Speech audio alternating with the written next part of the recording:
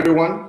My name is Renee Cintron. I'm the Chief Academic Officer here at LCTCS. I see some familiar names and some that I don't recognize, so I wanted to make sure I introduce myself. And welcome to another series of information that we're delivering to you. Last week, we covered IBCs and the importance of IBCs, and a couple of weeks ago, we covered some new reports for increasing our completion rates.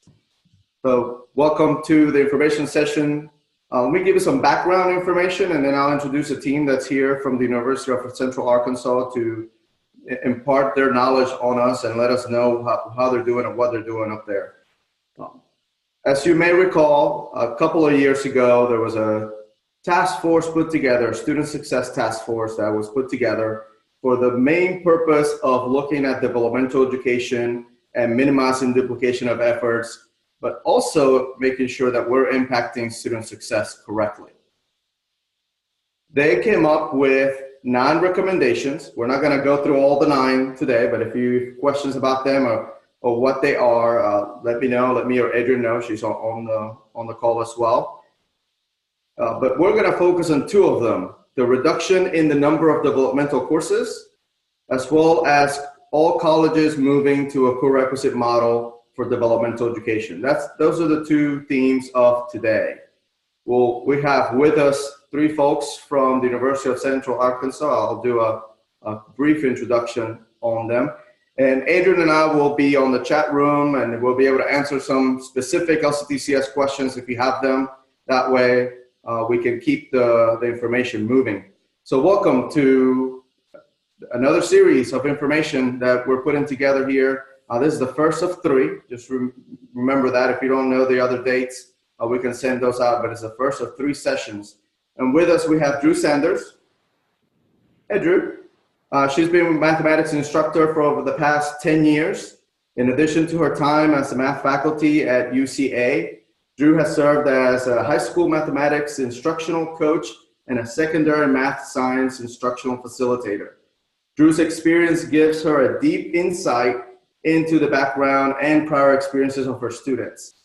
Her research interests, as you will notice, is in common with the rest, include mindset, math anxiety, and Corequisite course design. So Drew is with us. We also have Leslie Gomez. Leslie, there she is. 14 years ago, Leslie discovered her passion for teaching as a graduate teaching assistant in the math department at UCA. In addition to her 5 years at UCA, Leslie brings experience as a supervisor of a tutoring center and a math faculty at a community college. She's taught various courses ranging from basic algebra through Calculus 1. Her research interests, sharing those with Drew, co-requisite design, math anxiety, and mindset. We have with us Dr. Keith Packhofer. Did I say that right, Keith? Well, close enough. Close enough. All right, good deal. Thank you. He's been teaching developmental mathematics for over 14 years at the University of Central Arkansas. He's spent his time teaching, researching, and changing the landscape of developmental education at his institution and around the nation. He has presented at the National Association for Developmental Education multiple times on his experiences with DevEd, and also at the Association for the Study of Higher Education. He devoted his dissertation to researching student motivation within specialized developmental education mathematics courses. His most recent research involves co-requisite courses. I think you're sensing a theme here, and I hope you do. It's the co-requisite experience that impacts those and focusing on student success of our experience. So I'm gonna pause for a minute. You're not here to listen to me. You're here to listen to the team of the University of Central Arkansas. So I'm gonna turn it over to y'all. Thank you very much for taking the time to do this. And I look forward to learning from you the information about prerequisites. All right, let's get this pulled up here for you guys. And I'm gonna turn this over to Drew here in just a second. Okay, is everything good on you guys' end? It is. Okay, all right, we're good to go. All right, so we have just kind of the outline for the 3 webinars for you to see. So if you have questions come up throughout, you can kind of see when we plan on addressing that through the 3 webinars. And if you do have a question, go ahead and put it through the chat, and then Adrian and Renee will funnel it to us. And if it's something that we'll go more in depth with in a later webinar, we'll let you know. So, all right. So just to give you a little background on the University of Central Arkansas, we currently, these are the current stats for this current school year. So 11,350 total enrollment, just under Drew, I don't mean to cut you off, but there's we don't see the full presentation. We see half of the screen. Half the screen. Okay. Let's see. White. Yeah, you're only getting the back half. Yeah, now we get it. Okay, let's go to and that one. Yeah. How Is that about better?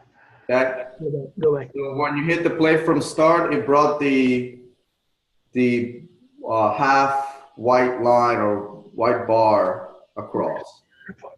Let's just unhook the extended, you think? Now it's fine. Yeah, where is it? I wonder if you could just. Now we're seeing your PowerPoint, but not the presentation slide. No, right. We see as if you were working in it, and we see Drew at the comment, at the notes below, and all that good stuff. Yeah, I wonder if we can change the view on it. One second. Sure. It's in a different view. Yeah, that's it. Whatever you did. There we go. That works. Thank you. There. Yeah. All right. All right. So if you couldn't see it before, it's not. Sorry. That's the outline for the 3 webinars. So hopefully you can see that now. So here's some background on the University of Central Arkansas, just about our institution. So we have about just under 2,000 first-time freshmen, and 362 of those students are in remedial mathematics courses. So the Department of Student Transitions, so our department, there are 13 full-time faculty. 6 of those are mathematics instructors. And depending on the needs, we might have an adjunct professor come in and help us with just the course load. And total combined, we have over 75 years of teaching experience just among our math faculty members. Okay.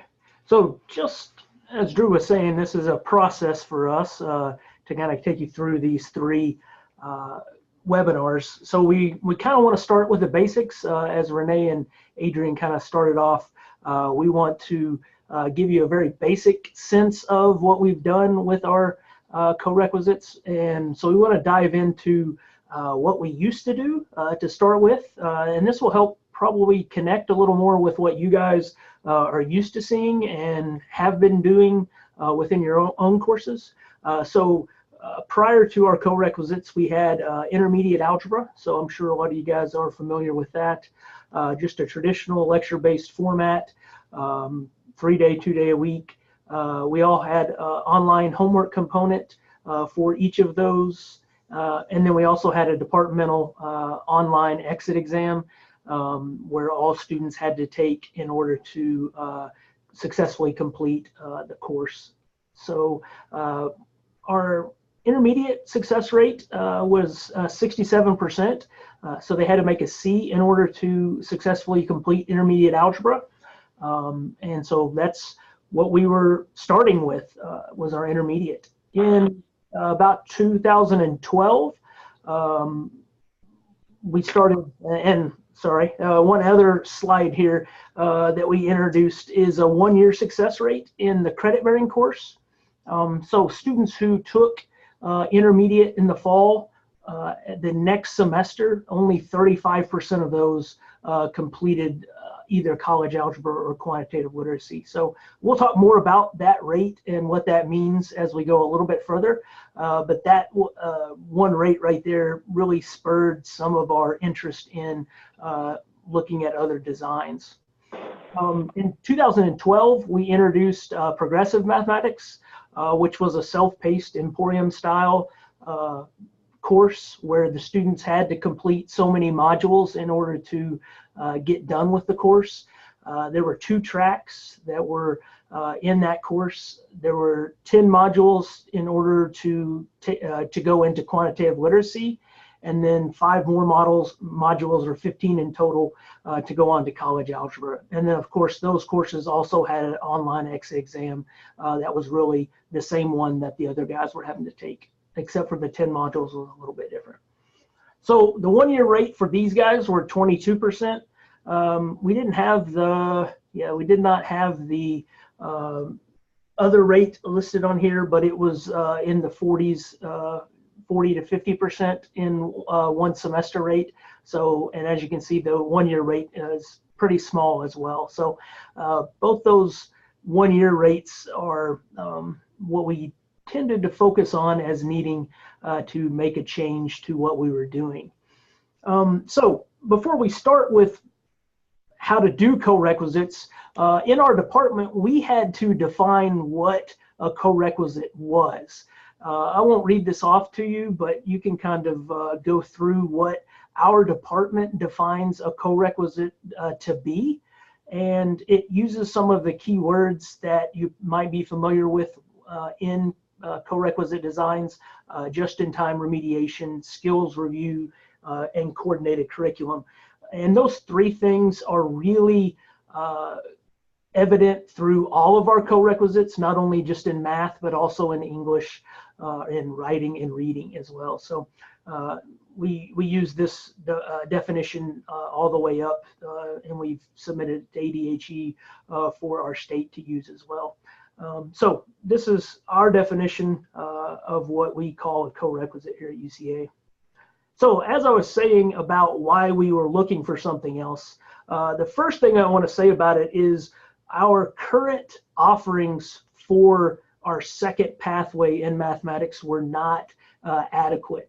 As you saw, we had 10 modules to go into QL. They were the same 10 modules to go into college algebra, or they were taking intermediate algebra and going into quantitative literacy or quantitative reasoning course. So our second pathway was really underrepresented as a way for developmental students to have a different way to into their credit-bearing course. So that's where we first started, is what was a better way for those guys to get into that credit-bearing course.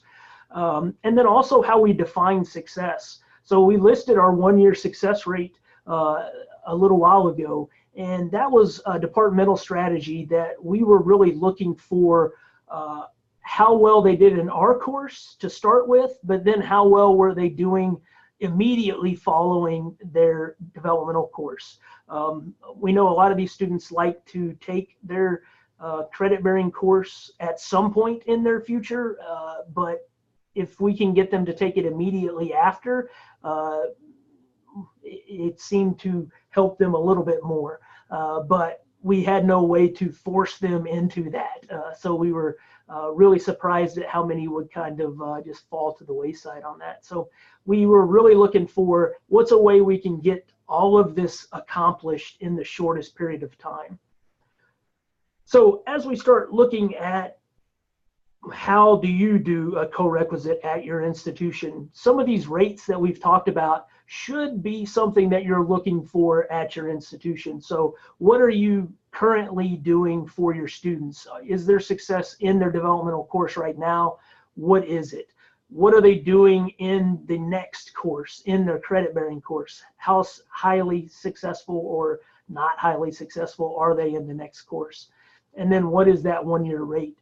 Those are the things that really opened our eyes as to what we needed to do to make a change. We thought we had pretty good success by having a 67 to 70% success rate by semester for each one of our developmental courses.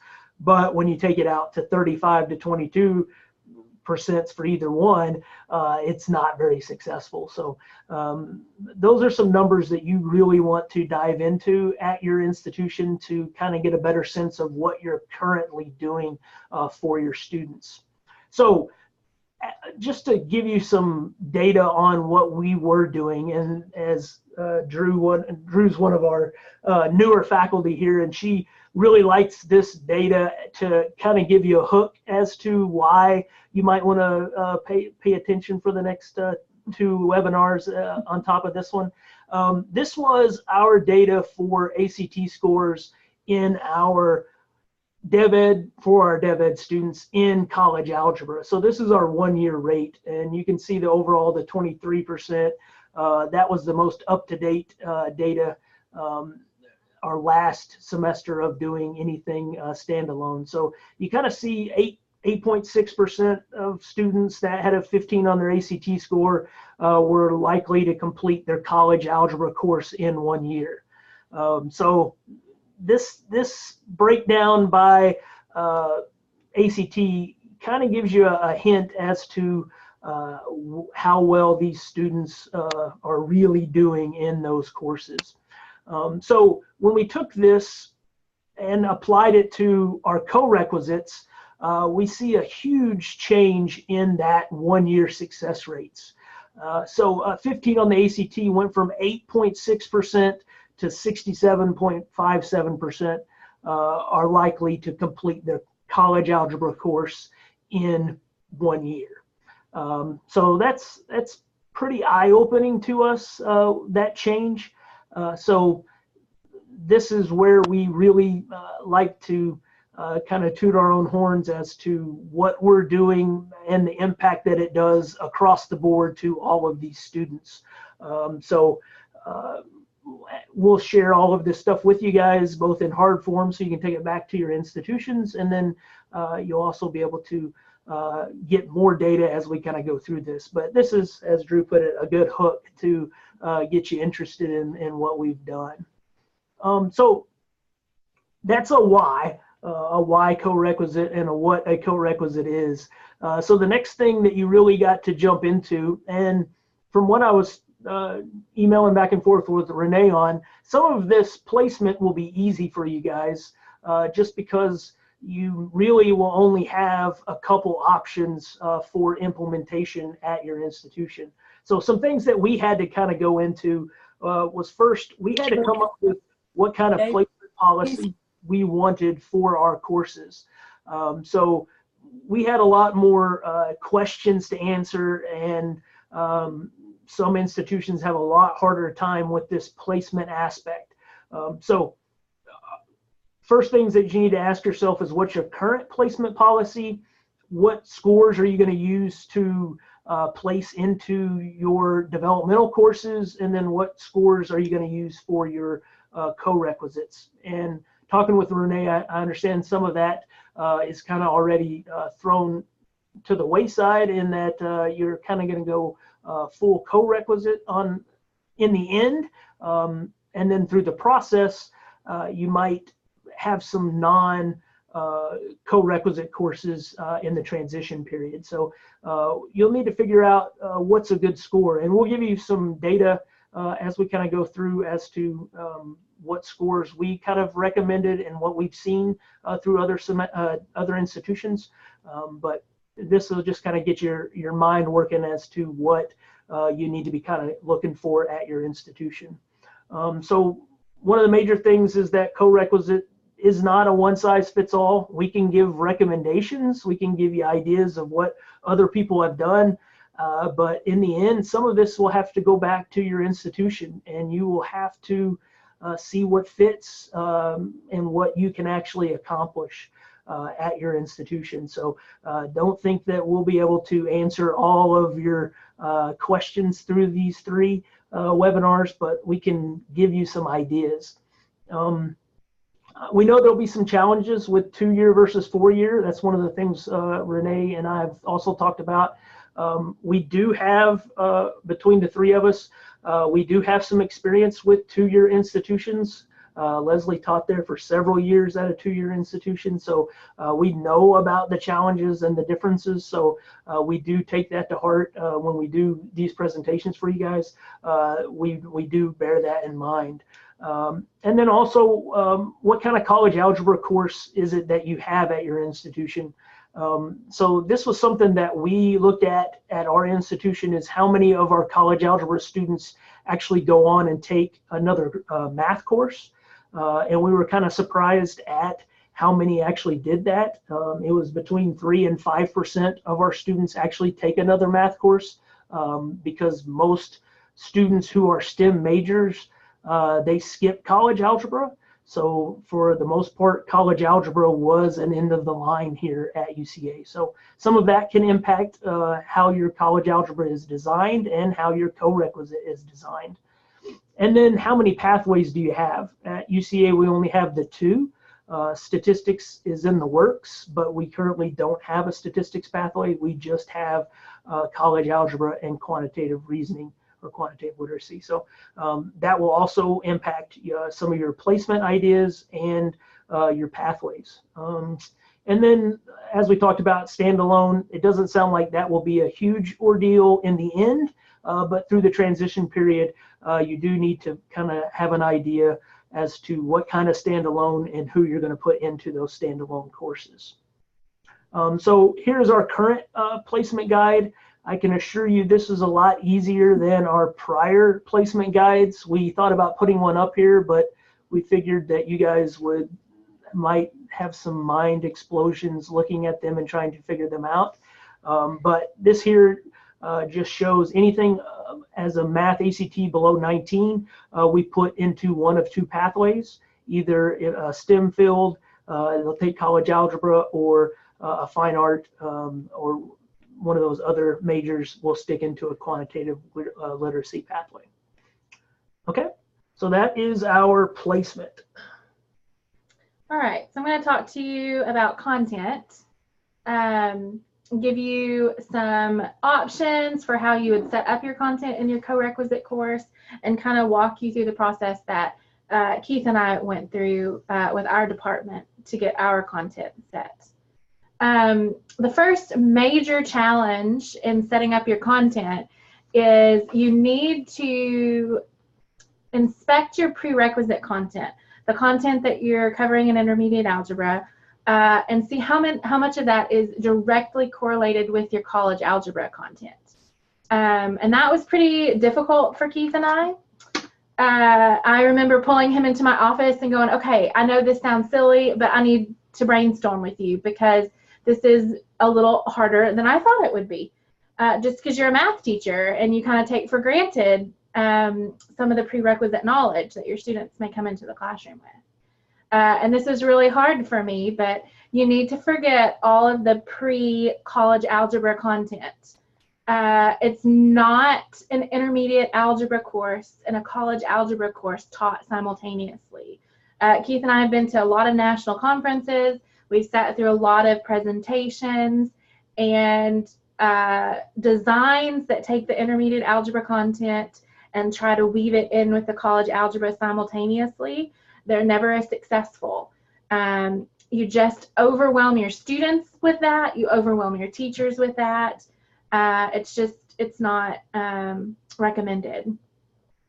And as Keith mentioned, you really need to research exactly how many of your college algebra students go on to take a higher math course.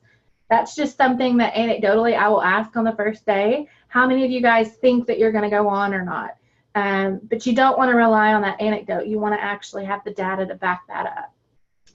And so as I mentioned, you're going to forget all that pre-college algebra content. So we had to sit down and go section by section, problem by problem, of everything that we taught in college algebra from day one, and build a list of all of the prerequisite skills that were needed to solve those problems and those concepts. It's a very lengthy process, but it pays off. It totally pays off. So instead of covering all of those skills in a 16-week course the semester before they get to college algebra, you're going to cover those skills the minute you need them. When you get to the problem that requires that they know how to FOIL or multiply two binomials, then you're going to teach how to FOIL the day before that. You're not going to want to give them any downtime to forget the material. And then this is a big one, this last statement here. And it was very difficult to get buy-in from all of our department. But if it's not in your college algebra objectives, you don't include it in your foundational content at all, your co-requisite content. That was tough to get buy-in, but it really does pay off. It's very important. So what I've done is I've taken a chapter from our college algebra content, Now, as Keith mentioned, it's not a stepping stone course. This content is set by the college algebra coordinator in the math department. So we actually don't have control over the content for the college algebra course that we teach. We do what he tells us to. And so I will show you just chapter 2, because it's mostly a short chapter. These are all of the required topics. So 4 sections: increasing, decreasing, piecewise functions, the algebra of functions, composition of functions, and then transformations. And then those are the key objectives for each section that we cover. And so if we were sitting down to do this for the first time and we were looking at, you know, prerequisite content that they need to know, these are some of the things that you would hopefully arrive at. So all the things in italics that's in purple underneath, those are the things that you're going to hope that the student knows if they were coming into a college algebra course. Well, of course, your student's not going to know that because they haven't come from intermediate algebra. So you're going to have to cover that right before you get to that topic in college algebra. In order to find a max or a minimum using technology, they're going to need to know how to put the function in y equals. They're going to need to know how to adjust the window. They're going to need to know how to find the domain and range of a function, basically how to analyze a graph. They're going to need to know interval notation. And I'm sure you could add to the list. I just kind of did this quickly. So if you think of anything else, then feel free to add that in. And so for the algebra of functions, they've got to know how to combine like terms. They may not know how to do that. And it's tough to remember that we can't assume that. They need to know how to multiply polynomials, which means they need to know their exponent rules. Depending upon how rigorous you are, they might need to know how to simplify rational expressions. So I'm not going to read all of this to you. I think you probably get the idea. Now, because our college algebra is terminal, you may see some things in chapter 2 that I didn't hit on. If you teach a more content-heavy course, you don't need to fear. The whole process still works for you. So what I've done is I've gone through, this is the same 2.1 content. I've just added some things. And so as Keith mentioned, I spent 8 years at a 2-year college teaching college algebra. And then I came here to UCA, which is 4 years, and taught college algebra here. And there's a major difference. And that is that at a 2-year college, most of our students are going to take college algebra, and then they're going to go on and take something else. So our college algebra was way more content heavy, and it was more pre-calculus based. Here at UCA, it's not. And so that was something that I grappled with when I first came here. I believe I was the one who kept prodding Keith to run that number because I just didn't believe that that few went through. And he used the data to prove me wrong. And so as you can see in this 2.1 content, piecewise function, that's pretty useful. Used it a lot when I taught business calculus and business math. That's not something we necessarily cover in our college algebra, but if you do, then there are additional items that you would need to cover in your prerequisite. So it doesn't make it more difficult, you just have additional content pieces that you're going to add in. And so everything additional for the content-heavy college algebra is underlined in these slides. So to do evaluating and graphing piecewise functions, we would need to make sure that they can order numbers on a number line, they understand inequalities, they can evaluate expressions, and graph by hand or with technology, depending upon your preference. And so as you can see, I've gone through and added the difference quotient. To me, if my students are not going to go on to college algebra, if my students are not going to go on to calculus, I really don't see the need in putting them through the difference quotient. However, if they are, that's super important, and I would much rather them learn it with me than with a scary Cal 1 teacher, not to intimidate any of you that might teach Cal 1. So, and with that difference quotient, there's a lot of complicated simplification techniques that they need to know how to do. And so those would be some of the things that you would want to add in if you were opting to cover that. and so I'm not going to continue on. Symmetry is a whole entire section that we don't really cover in college algebra. However, it is quick if you're doing just a graphical approach. Again, so it's underlined, it's additional. And so that's pretty much it for content. Do we want to see if there are any questions on content? Because I believe we have some time. Let's see when it come up. Check. There's nothing on the chat. Anybody has some questions at this point or any comments that they'd like to share? You can just go ahead and unmute yourself. Yep.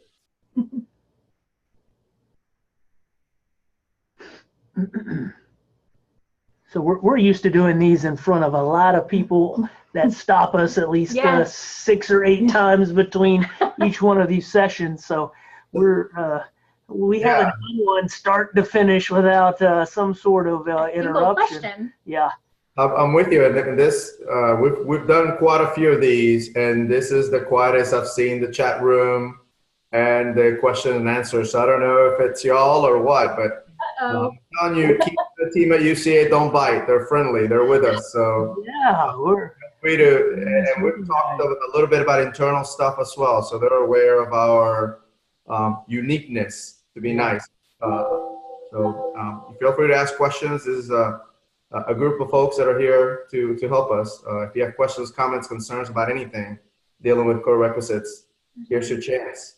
There we go. There's one on the chat box. Is your college also implementing Corequisite courses in English composition?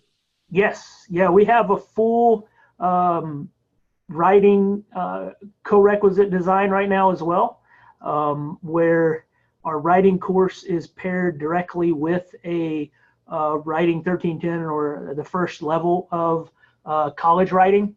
And then we also have a reading Corequisite, and the reading is actually paired with a gen ed course, whether it be a history course or a philosophy, or sometimes we also have an ACAD or a student success course that it's paired with. So the reading aspect, we've paired those a couple different ways. And so, yeah, we're doing, our institution is the only one in Arkansas for developmental students that's full Corequisite. So we have 0 standalone at all in our institution. Okay. Okay, so I see Beth has a question. Does the foundation class meet for the same amount of time as the college algebra class? And do you mix foundation students in with other students? So I'm going to let Drew advance this next slide and give you an idea. Oh, sorry. User error. To give you an idea of what our foundations classes look like, and then I'll answer your question, Beth. Okay, so foundations classes compared to what a college algebra class looks like. And we will get into our scheduling and our structure, our day-to-day structure and things all in webinar 2, and how many days a week we meet, and if we're mingled with the students who need co-write versus a general track student who's in a traditional college algebra track. So we will address all of those things more in depth in webinar 2. But we just wanted to address kind of more about what the foundations class looks like, maybe from an instructional strategy point of view. And Leslie addressed a lot in the content piece about how you can identify skills and prerequisite knowledge and things that students might need to front load them in foundations. Other ideas, or well, things, so we keep college algebra mostly lecture-based, and then a lot of the time in foundations is group work, or a lot of times I'll have them working on a task and I'll pull small groups out to work on different skills. So the foundations time changes every single day. We don't do the same structure every day. And it's really dependent on, and we have the freedom in our department to have that be instructor led. So I can decide how I want my foundations to look every single day. A lot of times what I do in foundations is we might have covered a concept in college algebra, and we're going to start, and maybe I notice some weak areas. We're going to start by kind of reviewing those concepts, and I'm going to get them to work on extra practice on those. And then if I have a few students that I know are struggling with distributing or struggling with simplifying a radical, I might pull out 3 or 4 or 5 students and, hey, let's work on this just in a small group while other people are on task working on other things. Or I might have a few students who are higher than the rest and who zoomed through the new content and I need to challenge them. So I might pull a few students and have them work on something different. So the foundations class period is a lot of, let's practice the skills that we did in college algebra. Let's practice what we are not understanding that might be foundational skills that get us to that. Let me push you further if you're ready for it. So it changes day to day, and it changes based on what my students need versus what Leslie's students need versus what Keith's students need. So it's always changing. And I think that's the beauty of this, is that it's customizable to my students. And then I think that's pretty much, you have anything you want to add to that, Leslie? No. And just to answer kind of what Beth's looking for in her question, let me pull it back up so I can see it. Basically, not to give everything away from webinar 2, our foundations courses are 3 credit hours. Our college algebra course is 3 credit hours. And we have done just about every possible combination in the book, as far as if all of the students in the course are transitional, meaning they have an ACT of less than 19, or what we call commingled, means that some of the students are transitional, some of the students have ACTs above 19. We have done a pair of classes where, for instance, Keith would be teaching the college algebra, I would be doing the foundations. We have done where we have not paired, and I would just teach both. We have done 6 ways to Sundays on different designs. And so webinar 2 is going to talk about which ones of those designs we feel works, which one doesn't for us. So more to come on that, and I hope that helps Beth with her question. And then D Hall, do you also discourage the combining of Dev Ed course and the college level composition course in the English course? We don't discourage. I don't think I'm following that 100%. I think what he's asking is, when I say it's not intermediate algebra and college algebra simultaneously. Oh. Is that kind of the same for English and literacy? I know one of the things that we're looking at is the differences between the 2 writing courses. Mm-hmm. See, writing's a little bit different, it's a lot different in that writing at just about every institution, they have another course that they're forced to go on to, right? In college algebra, a lot of times at a lot of institutions, that's the end of the line. So you're looking at a little bit different structure there, where you've got some other content that you're preparing them for at the same time. And that's one of the things we kind of go back and forth on. The writing department is asking for what's the data on transitional students who take the second writing course, and how well do they do in that course. And so there is some transferability issue between those 2 courses. So yeah, I wouldn't say I would discourage that, but it does have to be in your mind when you're going through your content. So one of the things too in the content section, so when you go content by content, a lot of those chapter materials will repeat, right? So a lot of the things that you do in chapter 1, you're going to list again in chapter 2. So when she had a long list of items, 3/4 of those may have already been covered. Yeah. So it goes a lot faster than, even if it's content heavy, where you have a lot of things listed. A lot of those you probably already covered, and so you can hit on those really fast and go, let's pull back out this worksheet, or let's go back over this real fast to refresh your memory, and then let's spend the rest of our time on this new prerequisite knowledge. So it seems a lot more daunting, but when you go down and you start going chapter by chapter and listing those things, it gets a little less it gets a little less heavier the later Yes. you get in there. You're listing a lot of things, but Yeah. you've covered most of those already. So the Right. amount of material you actually have to do is less and less. So it works out pretty well. Yeah. And full transparency, we're 3 math faculty, so we're not entirely up to date and abreast on what they do in the English course, but we could always ask our English faculty and get back with you. Dennis, what are the prerequisite ACT or other test scores for the foundations of college algebra and college algebra courses? So anyone with less than a 19 on their ACT has to take a transitional course.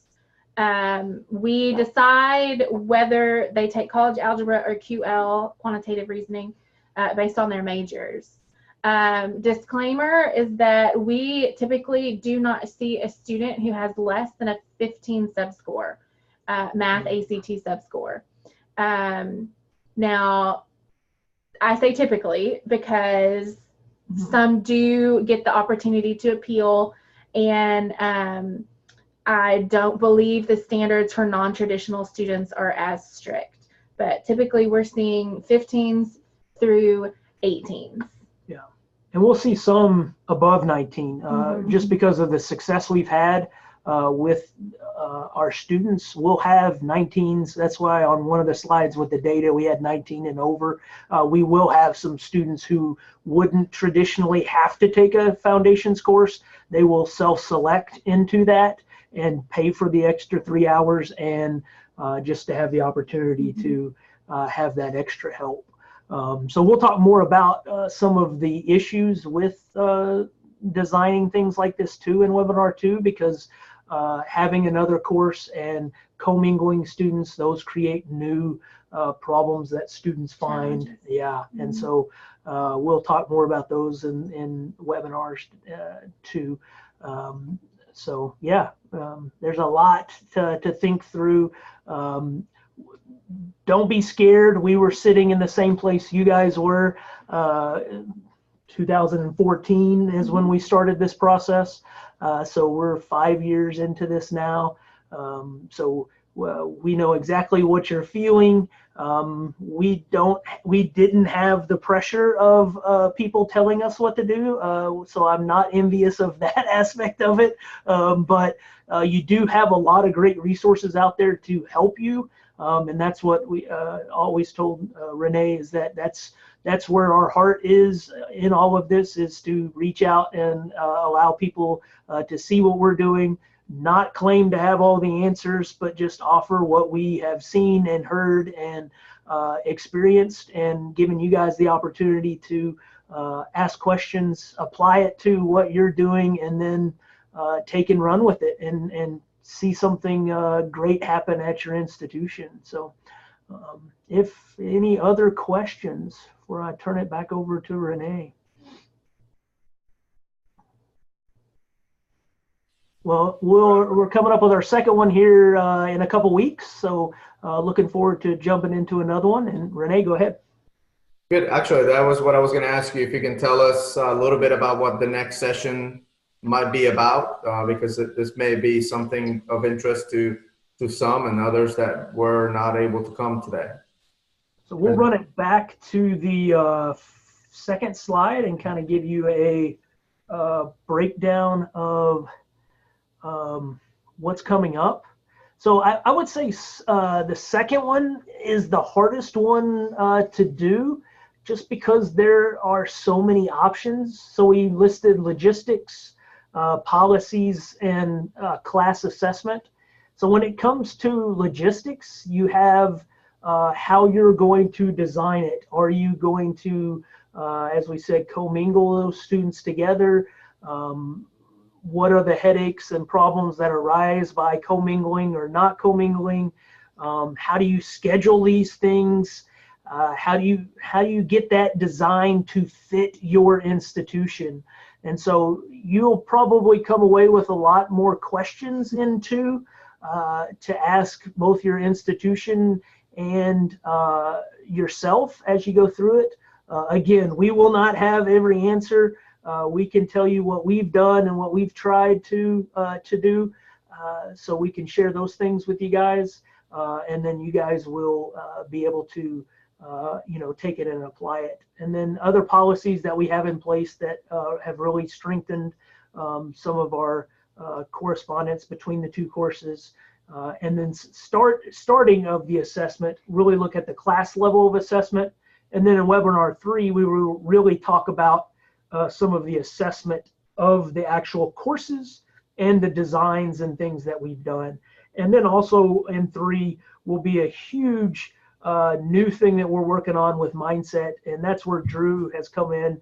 That's one of her major research agendas is on mindset, and so she's teaching us about mindset and leading us as to how mindset can affect these students that we're seeing.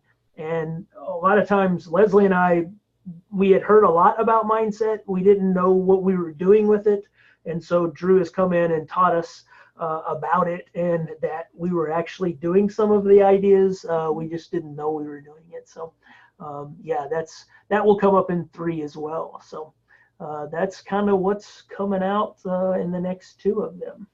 Good deal. While you were giving the recap, a couple questions about sharing the presentation came up. I think Adrian answered those. But there's another one from D Hall. In your research of implementation at other institutions, did any of the colleges use 6-hour Corequisite courses, and what were the pros and cons of this option?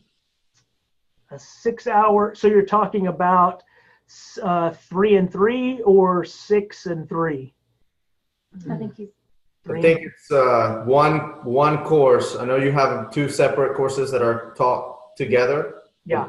This is 6 hours, one entire course, where it's all the same students in the entire 6-hour course. I think we've seen a lot of all of it. We've seen some that are like us, 3 and 3. I know there's UALR did a 3 and 1 1-hour Corequisite, and they chose to not have the hour, like they split the hour up and tacked on about 15 to 20 minutes onto the end of every college algebra course, which I would think would be a scheduling nightmare. But we've seen 3 hours and 2 hours. Pros and cons of each. I think the huge con with 6 hours is the risk.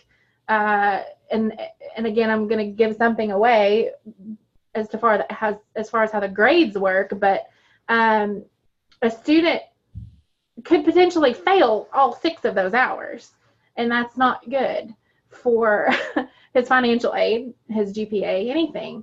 But I think you could see with our success rates that doesn't happen all that much. So I think that's definitely a con. The con could potentially be seen with our faculty loads and what that did with that, and we'll talk about that in webinar 2 as well. I think the pro is just that you get all that time with your students.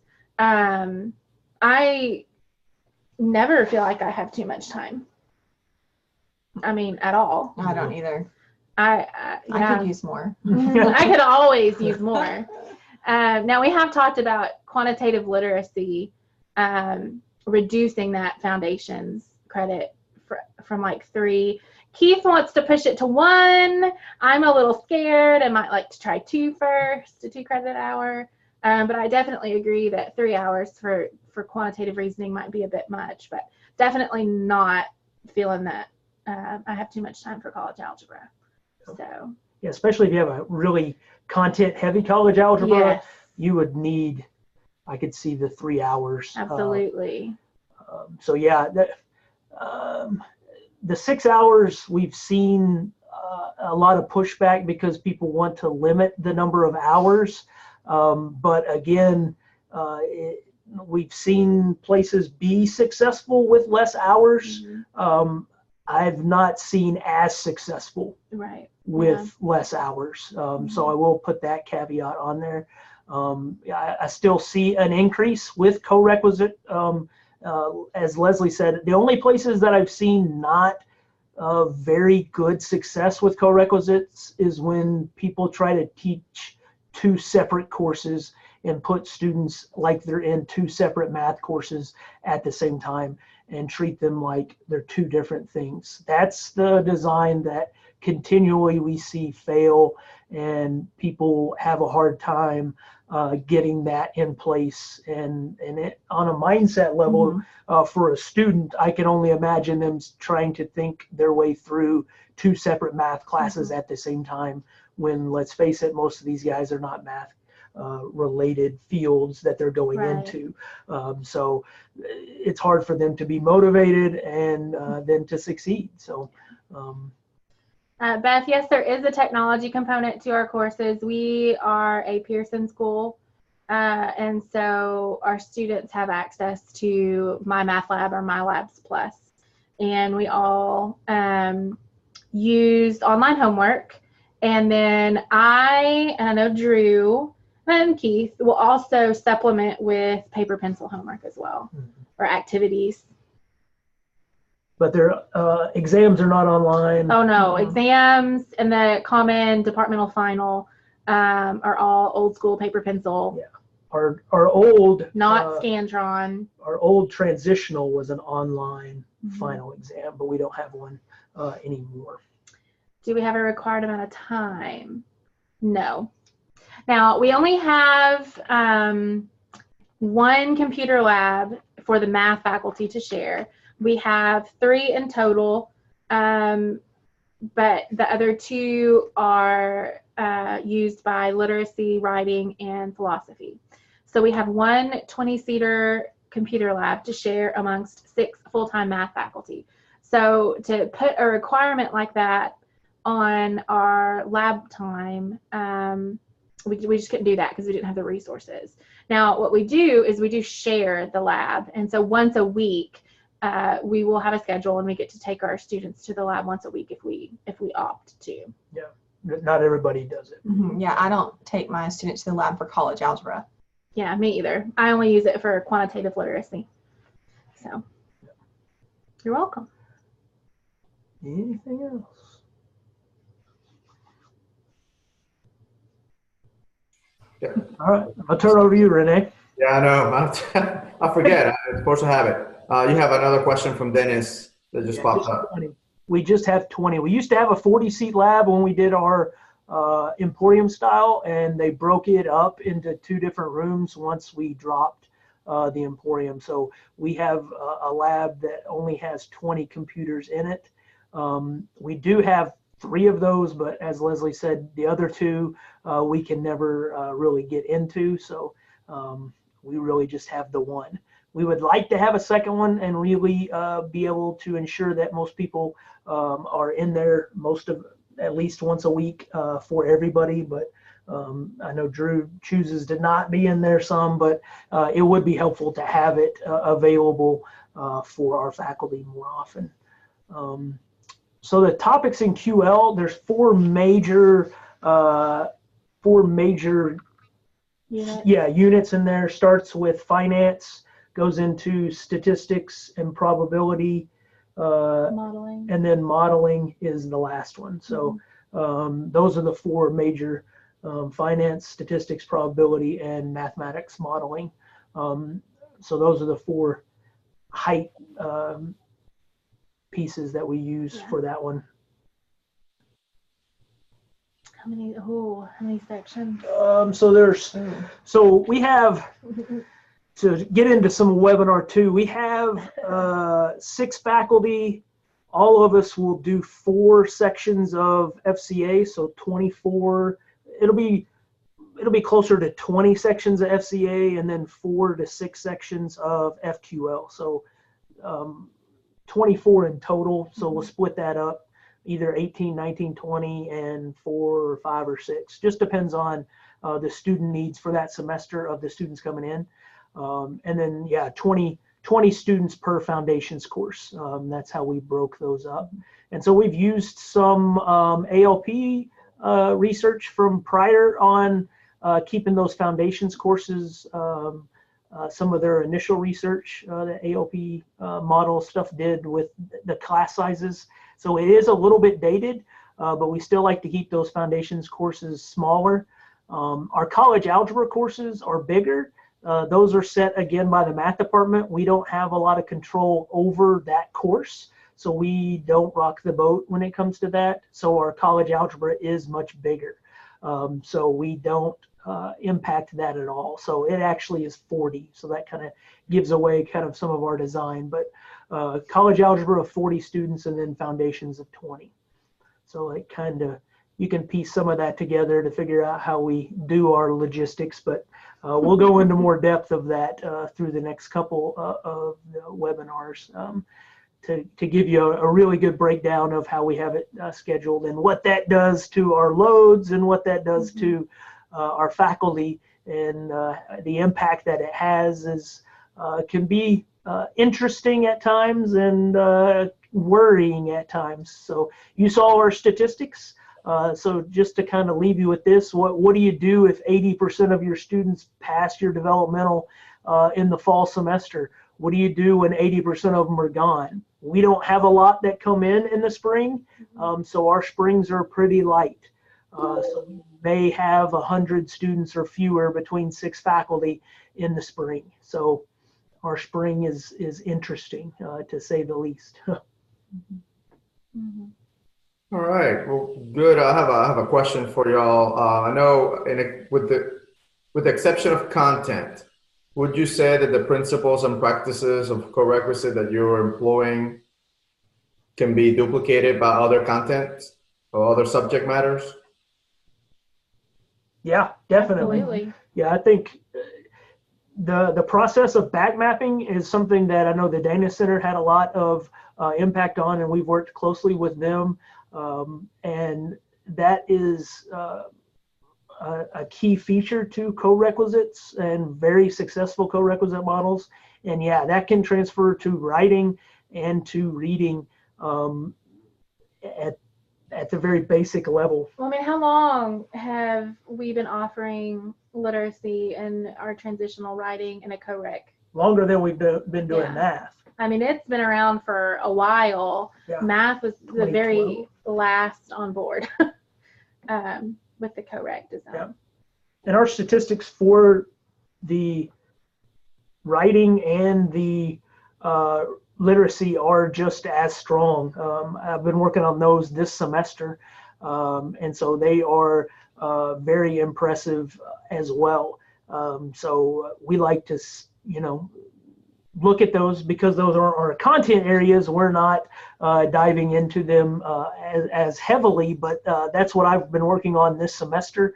And they have between 75 and 80% success in their credit-bearing course as well. So it's very impressive work that they're doing in that department, or in that aspect of our department as well. So the same principles do apply. So that's a good question. All right. Good. Any other questions for anybody else in the group? Good deal. I know we blocked this off for 2 hours. I don't think we'll do the same for next time. No. That we did, and give it enough space to be able to ask questions. And if we went a little bit longer, that would be okay, because we had the whole 2-hour block. Yeah. Well, I want to thank y'all very much for taking the time to be here with us. It's important to us to hear from other colleagues that are doing something similar and have embarked in this for a longer period of time. So Drew, Leslie, Keith, thank you very much for joining. For the other 50 plus people that came on board, I appreciate your time very much as well. You're taking your time away from other tasks and duties in your college and your students to listen to and participate in a conversation about Corequisite development. I look forward to the next session, which I believe is April 5th. And we'll see you there. Thank you all very much. You all have a great afternoon. Thank you. Thanks. Thank you. Thanks.